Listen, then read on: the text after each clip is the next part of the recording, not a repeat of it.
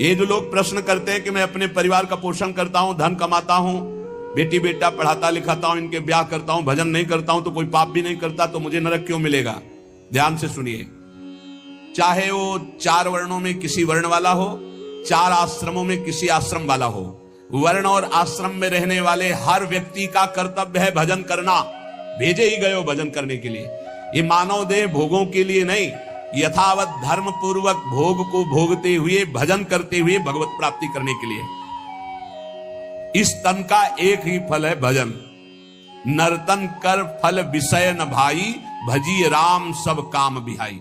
जो मनुष्य मानव देह प्राप्त करके भजन नहीं करता, उसको इस बात का दंड मिलता है, वो अपने वर्ण आश्रम से भ्रष्ट होकर नीच योनियों में जाता है और बहुत कष्ट पाता है। क्यों? क्योंकि एक ही ये योनि है जिससे हम निकल पाएंगे 84 लाख योनियों में। लोगों की मान्यता है हमारी कामना भगवान तो पूर्ण नहीं करते। कहां भगवान? कैसा भगवान? कौन भगवान? बाप को बाप नहीं मानोगे तो बाप का कुछ बिगड़ जाएगा क्या? सम्मम प्री सम्मम उपजाए। कैसे लोग अज्ञान में भटक रहे। तुम करो पापाचरण, तुम्हारी बात सुनेंगे? अच्छा यही सोचो, यदि आप धर्म मार्ग में चलोगे तो उज्जवल भविष्य वाले, आप अध्यात्म बल से बलवान, आप परमानंद की प्राप्ति करने वाले। आप विपरीत मार्ग में धर्म विरुद्ध चलोगे तो आपको रोग, शोक, दंड, चिंता, भय, शोक, नरक, मृत्यु ये सब प्राप्त होंगे। भगवान ने निर्णय कर दिया। अगर अब आप साबित हो चुके हो महापापी हो और आप राष्ट्रपति को प्रार्थना करें कि मेरी फांसी टाल दी जाए और उनकी मौत हो जाए, तो न्यायाधीश के द्वारा पास किया हुआ आपका फांसी का मृत्यु दंड भी टाल दिया जाएगा। ऐसे ही भगवान कह रहे हैं, सर्वधर्मान परित्यज्य, रास्ता बता रहे, मामेकम शरणम ब्रज, अहम त्वाम सर्व पापेभ्यो मोक्षयिष्यामि मा शुचा। हे भगवान ये पूर्ण कर दो। क्या किया तुमने भगवान के लिए? भगवान ने तुम्हें मानव देह दिया, भगवान ने प्रकृति दी, भगवान ने सब कुछ व्यवस्था की। तुम केवल पापाचरण करो, भगवान तुम्हारी नौकरी करे। तुम भगवान के अंश हो, भगवान ने तुम्हें देह दिया, भगवान ने प्रकृति दिया, तुम भगवान के लिए क्या कर रहे हो? तुम हमारी समाज के लिए जो भगवान ने रचा है उसके लिए क्या कर रहे हो? अपनी वासनाओं की पूर्ति। तो दंड नहीं भोगोगे और क्या भोगोगे? तुम्हारे गाली देने से भगवान कोई छोटे हो जाएंगे? तुम्हारे थूकने से आकाश गंदा हो जाएगा? तुम कर सकते हो तो सिर्फ अपना बुरा कर सकते हो और कुछ नहीं कर सकते। लिख लो हमारी बात। अगर कुछ भी मंगल हो रहा है तो भगवान के बनाए विधान से मंगल हो रहा है। संत समागम, हरिकथा, नाम जप, भगवत आराधना, ये उनकी कृपा से हो रहा है। तुम कर सकते हो तो शब्द लिख लो, केवल अपना बुरा कर सकते हो, वही बुरा कर रहा है। भगवान को गाली दे रहा है, भगवान को नहीं मान रहा, नास्तिकता बढ़ रही, मनमानी बेवजह। भगवान ने मेरा कर्जा नहीं, कर्जा लेते समय भगवान से पूछा था? कर्जा लेते समय भगवान से विनय की थी? धर्म से चला है तू? भगवान की आज्ञा का पालन कर रहा है तू? अरे भगवान तो सबके पिता हैं, परम उदार हैं। गाली देने वाले को भी प्रकृति से नहीं रोकते, इसको श्वास मत लेने देना, ये मुझे गाली देता है। नहीं, अच्छी ऑक्सीजन देते हैं, पानी देते हैं, भोजन देते हैं, उसके लिए पृथ्वी फट नहीं जाती है, उसको भी पृथ्वी अपनी गोद में रखती है, जो भगवान को गाली दे। कैसे नीच बुद्धि वाले अपना काम बनाने के लिए आए हो और अपना काम बिगाड़ रहे हो। जिनसे काम बनना है उन्हीं में नास्तिकता कर रहे हो। कौन है आधार यहां इस जगत का? वही सर्वाधार परमात्मा। तुम अंधे हो, दिखाई नहीं दे रहा? ये सूर्य किसके बल से तेजवान है? ये वायु किसके बल से चलती है? किसके बल से पृथ्वी? आप देखो किसके आदेश से हो रहा है। एक जरा सा झटका आता है, प्रांत का प्रांत चकनाचूर हो जाते हैं। वो सामर्थ्यशाली भगवान है। तुम्हारे कुछ कहने से होगा? चींटी की तरह पिस जाओगे। उसकी शक्तियां अनंत है। होश में अगर जीवन को मंगलमय सार्थक बनाना है तो एकमात्र भगवान की शरण है। और अगर कुछ भी और करोगे तो अपने को बर्बाद करोगे, सिर्फ बर्बाद करोगे, सिर्फ विनाश करोगे अपना, और कुछ मंगल नहीं कर सकते। भगवान का आश्रय ले लो, वो बहुत करुणामय है। ये जो पुरुष चारों वर्ण या चारों आश्रम में है, यदि भजन नहीं करते तो इस बात का दंड मिलेगा कि मानव देह तुम्हें मिला है भगवत प्राप्ति के लिए। देखो, बोले भला पिता अपना बालक का अहित चाहता है? हाँ चाहता है। एक पिता के पुत्र ने किसी नाबालिग का बलात्कार करके उसको मार डाला। उससे वो समाचार वाला पूछता है कि आप अपने ऐसे पुत्र के लिए क्या बोलेंगे? तो बोले यही बोलूंगा कि जल्दी से गिरफ्तार किया जाए और उसको फांसी की सजा दी जाए।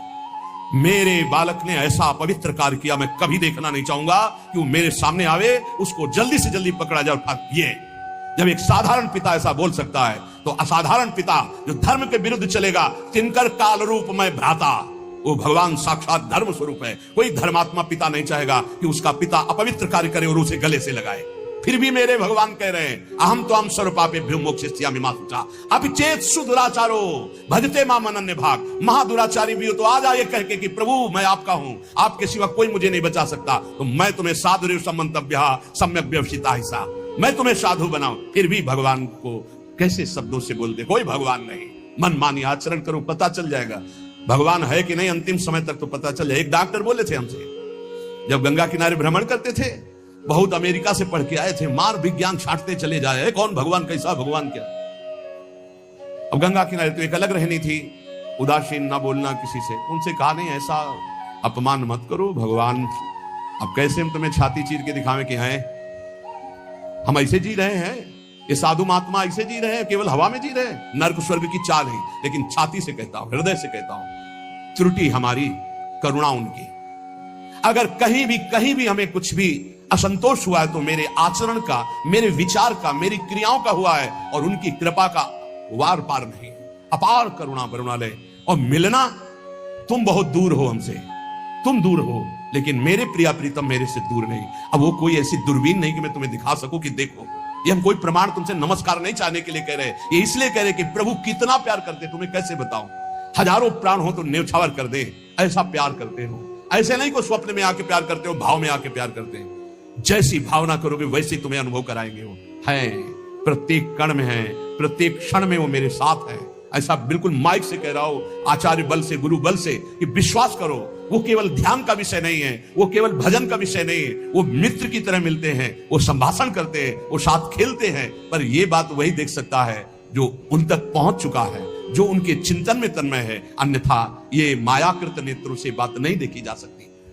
इसलिए उसका पतन निश्चित है जो मनुष्य शरीर पाकर के भजन नहीं करता। भगवान ने केवल भजन के लिए दिया है। दुष्यंता पर कायेषु स्वात्मानम हरिमीश्वरम मृतकेशानुबंधेस्मिन बद्ध स्नेहा पतंत्यधः। भाई शरीर का अभिमान मत करो, ये मरा ही मरा, अभी मरा या कल मरा, मरा ही है पक्का। मृत्यु प्रतिपल साथ है। ये शरीर मृत शरीर समझो, कब छूट जाए कुछ पता नहीं। इसके संबंधी भी छूट जाएंगे। इस शरीर से प्रेम गांठ करने का मतलब है नरक यात्रा तय करना। इसलिए इससे ज्यादा प्यार मत करो। इसे खूब कई बार हमने प्रार्थना की साधकों से, इस शरीर को ऐसा समझो जैसे कंजूस मालिक बेईमान नौकर से काम लेता है, ऐसे ले। इससे इसको छूट दे दी तो ये पूरी की पूरी जिंदगी बर्बाद कर दे। इसे बेईमान जैसे नौकर ना हो। ईमानदार नौकर अपने आप काम करता है, ये अपने आप नहीं करेगा। बेईमान नौकर जो आराम करना चाहता है, लगाओ काम में 4 घंटे, 124 घंटे में 20 घंटे इसको संसारिक काम, साधना के काम, भजन कार्य, आनंद समेट लो। यहां कमाने आए हो, यहां कोई तुम्हारा घर नहीं, कोई मकान नहीं, कोई दोस्त नहीं, कोई परिवार नहीं।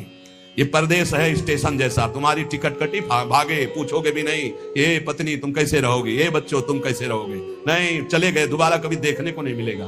न तुमको वो, न वो तुम्हें, कभी नहीं मिलेगा। ये ऐसा माया का जादू का खेल, सत्ता ही खत्म हो जाती है। इसलिए हे भाई, इस शरीर में रहने वाले अपने स्वरूप को जान लो और किसी से भी द्रोह मत करो। वो मूर्ख हैं जो इस अपने शरीर को तो अमर मानते हैं, दूसरे शरीरों को मारकर खाते हैं मांस।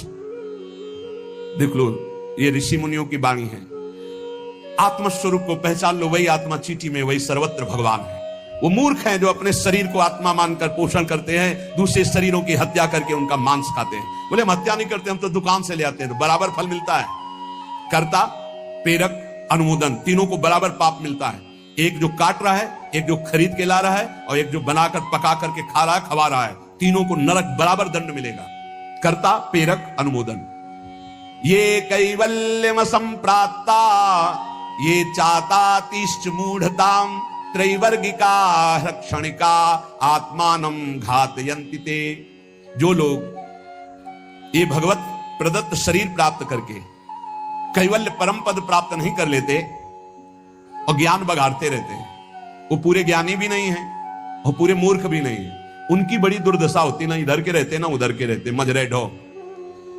सदैव वो अर्थ, काम, वासना इन्हीं में फंसे रहते हैं। एक क्षण के लिए उनको चैन शांति नहीं मिलती। जो मनुष्य शरीर पाकर अपना उद्धार नहीं कर लेता, वो अपने पैरों में मानो अपने हाथ से कुल्हाड़ी मारकर काट रहा है, वो आत्मघाती है, वो दुर्गति को प्राप्त होता है। एत आत्महनो अशांता अज्ञाने ज्ञान मानिनः सीदंत्य कृत कृत्या वही काल ध्वस्त मनोरथा। ऐसे जो ज्ञान बगाड़ते रहते हैं और ब्रह्म बोध नहीं किया, निरंतर भजन नहीं करते, इनको आत्मघाती कहते हैं। जानते हैं पर मानते नहीं हैं। ये इन आत्मघातियों को कभी शांति प्राप्त नहीं होती, इनकी कर्म परंपरा कभी नष्ट नहीं होती। काल भगवान सदा सर्वदा इनके मनोरथों पर पानी फेरते रहते, हृदय की जलन विषाद कभी मिटने को नहीं होती। इसलिए हित्वात्यायास रचिता गृहापत्य सुहृत्श्रिया तमो विशंत्य निच्छन्तो वासुदेव परांगमुखा। वासुदेव भगवान श्री कृष्ण के चरणों का आश्रय ले लो, उनसे विमुख मत हो। विमुख होकर यदि तुमने धन रुपया पैसा मकान सब समेट भी लिया तो भाई जब जाओगे कुछ साथ नहीं। एक बार कृष्ण कहा, एक बार राम कहा, एक बार राधा कहा, ये सत्य वस्तु तुम्हारे साथ जाएगी। इसलिए बार बार राम राम कृष्ण कृष्ण हरि हरि राधा राधा बोलते हुए अपना काम करो तो तुम्हारा लौकिक भी पुष्ट और पारलौकिक भी पुष्ट हो जाएगा। जो भगवान नाम जप नहीं करता, भगवान से विमुख है, ना चाहने पर भी विवश होकर उसे घोर नरक में जाना पड़ता है। इसलिए सदगति प्राप्त करने के लिए नाम जप अत्यंत आवश्यक है। ये कलिकाल की बड़ी महिमा वर्णन की भगवान व्यास जी ने। जो फल सतयुग में 10,000 वर्ष ब्रह्मचर्य रहकर दोनों हाथ उठाकर दाहिने पैर के अंगूठे के बल खड़े होकर भजन करने से मिलता था, ध्यान दीजिए कितना कलयुग का कृपा प्रसाद है। कलयुग को बहुत बुरा कहा जाता है, तो ये बात पक्का समझो, दो पक्ष सब में होते हैं, कृष्ण पक्ष और शुक्ल पक्ष, एक अंधेरे का पक्ष एक प्रकाश का। तो कलयुग में दो पक्ष है। एक अंधेरे का पक्ष अगर भगवान से विमुख हो तो नष्ट कर देगा। यहां कह रहे हैं भगवान महर्षि वेदव्यास देव जी, यत्कृते 10 वर्षैस्त्रेतायाम हायनेन तत् द्वापरे तश्च मासेन हरहोरात्रेण तत्कलौ तपसौ ब्रह्मचर्यस्य जपादेश्च फलम द्विजा प्राप्नोति पुरुषस्तेन कलिसाध्यति भासितम। सतयुग में 10,000 वर्ष ब्रह्मचर्य से रहकर दाहिने पैर के बल अंगूठे के खड़े होकर दोनों हाथ उठाकर मंत्र जपने से जो फल मिलता था वह त्रेता में 1 वर्ष ऐसी साधना, द्वापर में 1 मास 1 महीने और कलयुग में 24 घंटे नाम कीर्तन करने से वो फल प्राप्त हो जाता है। सतयुग में 10,000 वर्ष तक, सोचो कितना बड़ा। कलयुग जैसा कलयुग समयुग आन नहीं, जो मन कर विश्वास, जो नर कर विश्वास, बहुत बड़ा लाभ कलयुग। 24 घंटे नाम कीर्तन से फल मिलेगा, जो बड़ी बड़ी तपस्याओं से, बड़ी बड़ी साधनाओं से। बोले सतयुग बहुत श्रेष्ठ है, द्वापर त्रेता बहुत श्रेष्ठ है, हमें लगता कलयुग बहुत श्रेष्ठ है। धन्य है कलयुग जो 24 घंटे नाम कीर्तन से वो हजारों वर्ष की तपस्या का फल प्राप्त करा दे। भगवान व्यासदेव जी कहते हैं मैं कलयुग की पूजा करता हूं, मैं उसे सर्वश्रेष्ठ कहा कि सतयुग में ध्यान, त्रेता में यज्ञ, द्वापर में देवार्चन। ध्यायन कृते यजन यज्ञ त्रेतायाम द्वापरेर्चयन यदाप्नोति तदाप्नोति कलौ संकीर्त केशवम। जो सतयुग में ध्यान से, त्रेता में यज्ञ से, द्वापर में पूजा करने से मिलता था, कलयुग में केवल नाम कीर्तन से फल मिल जाता है। इसीलिए नाम संकीर्तनम यस्य सर्व पाप प्रणाशनम। कलयुग में सबसे बड़ी साधना नाम जप करो, नाम कीर्तन करो, लीला चरित्र गाओ, लीला चरित्र सुनो। जो इस कलयुग में अपना कल्याण नहीं कर पाया तो फिर और युग में कल्याण करना बड़ा कठिन है। अंगूठे के बल खड़े होके देखो, कई मिनट खड़े रहोगे। ऐसे उपमन्यु आदि बड़े बड़े महात्माओं के चरित्र आते हैं, 1000 वर्ष, 10,000 वर्ष ऐसे। अरे यही सौभरी ऋषि यमुना में डुबकी लगा के भजन करके देखो, कई मिनट करोगे। जल को स्तंभित कर दिया, समाधिस्थ हो। ऐसे ऐसे महात्मा, अपने लोग महात्मा कहते हैं अपने को। डुबकी लगा के 2 मिनट नहीं रुक सकते नीचे, वो समाधिस्थ है। मछली को देख के 50 ब्याह करते हो, तुम मोबाइल में देख के क्या करोगे, तुम्हारे क्या होगा। इसीलिए बहुत होश में, कलयुग में बहुत महानता है भगवत प्राप्ति की, बहुत सुविधा है भगवत प्राप्ति की, तो होश में हो जाओ तो। पर ये होश रहने नहीं देता। ये किसके होश उड़ाता है, इसका प्रवेश कहां है, बता चुके कई बार। मदिरा पान करने वाला, मांस खाने वाला, पराई स्त्री से व्यभिचार करने वाला और स्वर्ण चोरी करने वाला, जुआ खेलने वाला, छल झूठ कपट रजोगुण, ये सब इसके स्थान है। नाम जप करो, पवित्र भगवत प्रसाद पाओ। कहां कलयुग है, आनंद ही आनंद। बोलो यहां कितनी देर कलयुग लगा तुम्हारे ऊपर, आनंद ही आनंद है। कलयुग समझुग आन नहीं, जो नर कर विश्वास, गाय राम गुण गण विमल भौबिन तरई प्रयास। कितना बड़े कलयुग केवल नाम आधारा, कोई बात और हो ना हो, राधा राधा राधा पार हो गए। सुखस्यांतरम दुखम दुखस्यांतरम सुखम पर्यायेणोपसर्पन्ते नरम नेमि मरा इव। भाई जैसे रात के बाद दिन आता है, दिन के बाद रात आती है, ऐसे तुम सुख में हो तो दुख आने वाला है, तैयार हो जाओ। और दुख में हो तो सुख आने वाला है। सुखम श्यांतरम दुखम, दुख श्यांतरम सुखम, भगवान व्यासदेव जी कह रहे हैं। ये पक्का तुम्हारे पूरे जीवन क्रम लगा रहेगा, क्योंकि तुम्हारा प्रारब्ध रच चुका है। सुख के बाद दुख, दुख के बाद सुख, ऐसा चलेगा। ये चक्र की तरह चलता रहता है। इसलिए तुम सुख में भूलो नहीं और दुख में प्रभु को भूलो नहीं। नाम जप निरंतर करो तो सुख दुख से परे हो जाओगे। जातस्य नियतो मृत्यु पतनम च तथोन्नते, विप्रयोगावसानस्तु संयोगा संचयः क्षयः, विज्ञायना बुधा शोकम न हर्षमुपयान्ति ये, तेषामेवेतरे चेष्टाम शिक्षन्ता सन्ति तादृशा। हे भाई, मेरी बात सत्य मान लीजिए। जातस्य नियतो मृत्यु, तुम्हारा शरीर जन्म लिया है ना, मरेगा पक्का। कल एकांतिक में एक भाई से पूछा, प्रश्न कर रहे थे, भाई तुम्हें कभी आता है कि मरोगे? बोले नहीं। हमारा सत्संग सुनना रोज मिलेगा ये आपको। सत्संग में एक बार तो रोज आएगा कि तुम मरोगे, नहीं आएगा? रोज आता है। आपका तो अभ्यास बन गया होगा सुनने का कि मरने वाली बात तो रोज आती है। यही हमको संभालेगी, क्योंकि जाना है। जो संभलते नहीं है वो लड़खड़ा के गिर जाते हैं। रोज संभलना है, मरना है। जातस्य नियतो मृत्यु पतनम च तथोन्नति। अगर शरीर जन्मा है तो मरेगा आज, नहीं तो कल तैयार हो जाओ।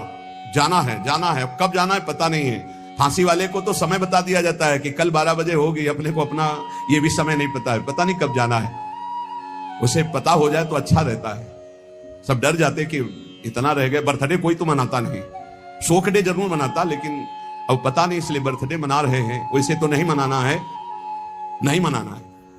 मनाना है गुरु प्रदत्त जन्मदिन। जिस दिन से दीक्षा हुई वही दिन हमारा सार्थक है। और यदि मनाना है तो नाम कीर्तन करके मनाना है। बर्थडे कैसे मनाया जाता है जानते हो? प्रिया प्रीतम को विराजमान करो, श्रृंगार करो, ब्याहुला करो और रात भर कीर्तन करो और खूब सबको पकवान पवाओ, जय जयकार लगाओ। हम कह रहे रोज बर्थडे मनाओ, बहुत बढ़िया है भैया। इस तरह का बर्थडे, इस तरह का बर्थडे। खोल रहे हैं शराब, गंदी गंदी सब खान पान और नाच रहे हैं, और ये कोई बर्थडे? समय नष्ट कर रहे हैं। कितना कीमती, राधा राधा राधा, कितना कीमती समय आप कैसे नष्ट करें? बहुत लोभ लगता है। इतना कीमती, एक श्वास खरीद नहीं सकते 50 वर्ष की कमाई में। 50 वर्ष की कमाई की जो श्वासें तुमने व्यर्थ की, सब श्वासों के द्वारा जो आपने धन एकत्रित किया, एक श्वास नहीं खरीद सकते। ऐसा कीमती श्वास राधा राधा। कह रहे हैं नित्य ये ध्यान रखो कि शरीर जन्मा है तो मरेगा। कुछ अच्छा नहीं लगेगा ये बात ध्यान रखने पर, नहीं लगता अच्छा, कुछ अच्छा नहीं लगता।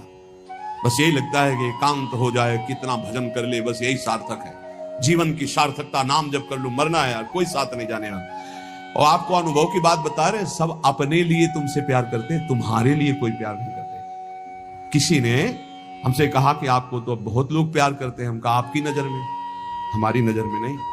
वो कहा क्यों, आपको ऐसा क्यों नहीं लगता? हम कहा हमें इसलिए नहीं लगता कि सब अपने लिए हमें प्यार करते हैं। हमारे लिए तो प्रिया जो प्यार करते हैं, सिर्फ प्रिया जो, वो हमारे लिए प्यार करती है। सब अपने लिए, हमारे लिए भी, हमारे लिए तो प्यार करते तो पहले भी प्यार होता ना, नहीं हुआ। हमारे लिए तो प्रिया जो पहले भी प्यार करती थी, अब भी प्यार करती है, और वो करती ही रहेंगी क्योंकि उनका स्वभाव है ऐसा।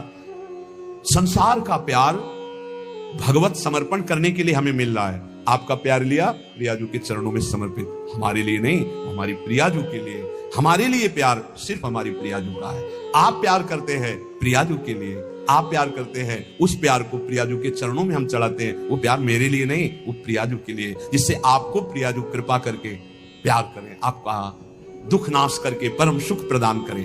तो हे भाई, जिसका जन्म हुआ उसकी मृत्यु निश्चित है, और जिसकी आज उन्नति है कल उसकी मृत्यु, उसका विनाश, उसका पतन। यही खेल है मृत्यु लोक का।